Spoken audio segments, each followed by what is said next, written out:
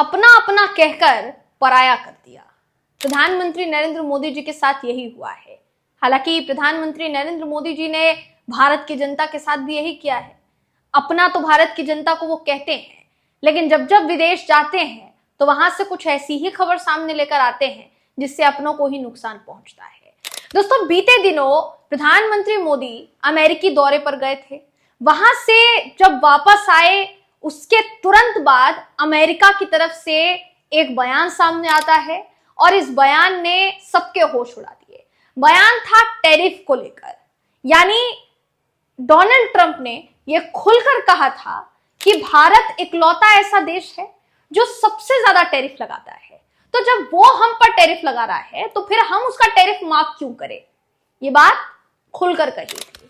और आपको जानकर हैरानी होगी कि ये बात प्रधानमंत्री नरेंद्र मोदी जी जब अमेरिकी दौरे पर थे उसी वक्त मोदी जी साइड में खड़े थे और डोनाल्ड ट्रंप खड़े थे।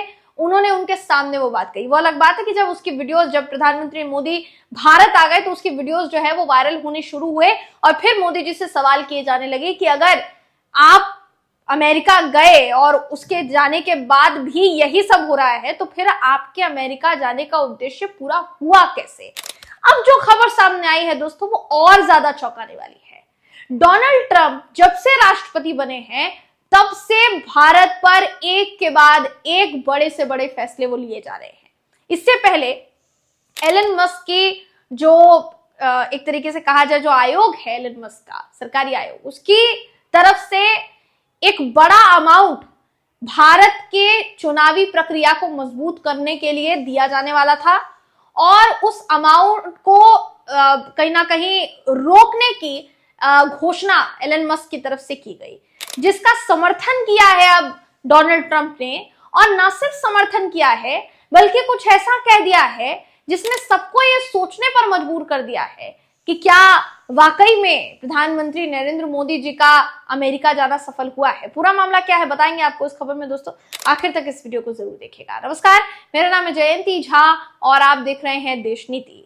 डोनाल्ड ट्रंप के एक बयान से अमेरिका से लेकर भारत तक तहलका मच गया है। बयान क्या है बिना देर के आपको बता देते हैं। आपकी स्क्रीन पर इस समय वो खबर है दोस्तों जिसमें अपने बयान में डोनाल्ड ट्रंप ने साफ साफ कहा है कि हम भारत को $21 मिलियन क्यों दे रहे हैं। उनके पास बहुत ज्यादा पैसा है। हमारे संदर्भ में वो तो दुनिया के सबसे ज्यादा टैक्स वसूलने वाले देशों में से एक है, यानी वो भारत की बात कर रहे थे। वो आगे ये भी कहते हैं हम वहां मुश्किल से प्रवेश कर पाते हैं, एंट्री हमें मुश्किल से मिलती है क्योंकि उनके टैरिफ बहुत ज्यादा है।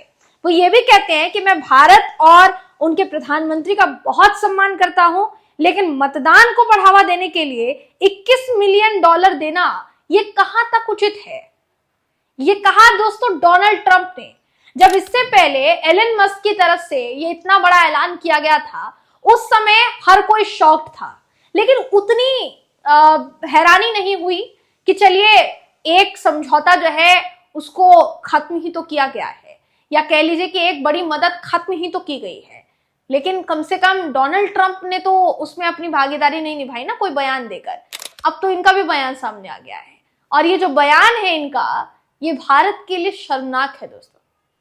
जो अमेरिका के राष्ट्रपति डोनाल्ड ट्रंप फिलहाल के लिए इतना सब कुछ कह रहे हैं, ये वही डोनाल्ड ट्रंप हैं जिनको हमारे देश की मोदी सरकार ने जब भारत बुलाया था तो इनकी मेहमान नवाजी सबसे बेहतरीन तरीके से की गई थी। आपको याद होगा ना, गुजरात के एक बड़े स्टेडियम में किसको बुलाया गया था? इन्हीं को बुलाया गया था और माय फ्रेंड डोनाल्ड ट्रंप, इनका स्वागत कीजिए, इस तरीके की कुछ नारेबाजी प्रधानमंत्री नरेंद्र मोदी जी ने लगवाई थी दोस्तों।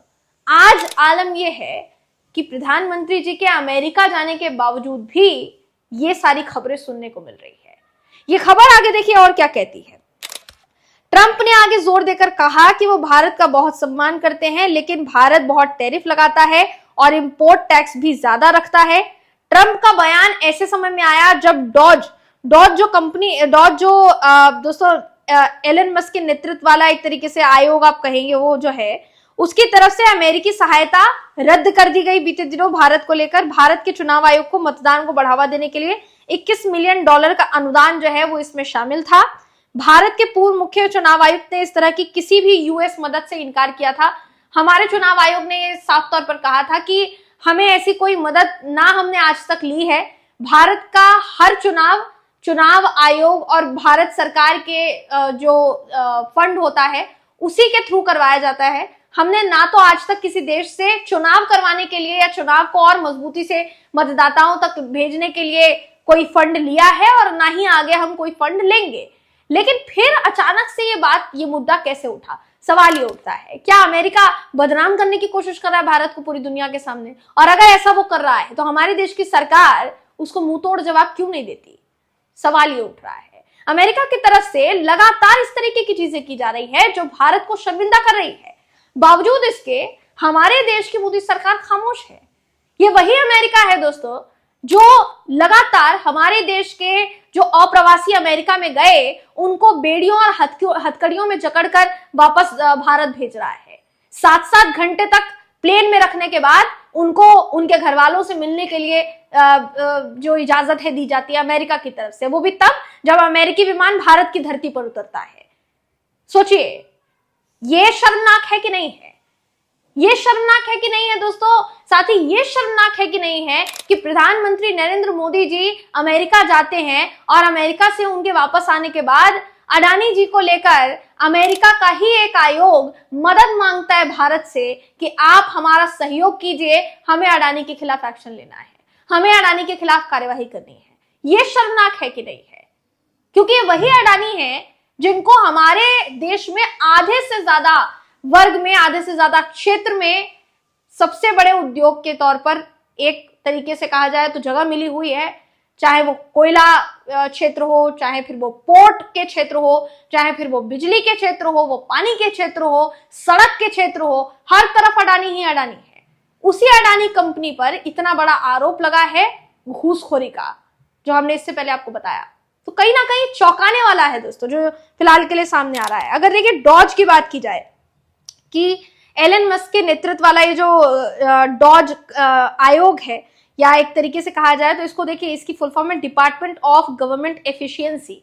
इसकी तरफ से ये जानकारी दी जाती है कि अमेरिका ने भारत में मतदाता भागीदारी बढ़ाने के लिए जो 2.1 करोड़ डॉलर के कार्यक्रम 2.1 करोड़ डॉलर देने का निर्णय जो लिया था उसको वापस लिया जाता है। सिर्फ इसमें भारत को ही नहीं रखा गया बल्कि भारत के अलावा बांग्लादेश को भी इसका हिस्सा बनाया गया, जिसको 2.9 करोड़ डॉलर दिए जाने थे। उसका कहना था, इस एफिशिएंसी का कहना था कि बिना बजट अगर हम कटौती नहीं करते, मतलब बजट में अगर हम कटौती नहीं करते हैं तो ऐसे तो अमेरिका का दिवालिया निकल जाएगा। तो फिर ऐसी ही छोटी छोटी चीजों में हमें कटौती करनी पड़ेगी जिससे कि हमारा जो इकोनॉमी है वो सुचारू रूप से चल पाए।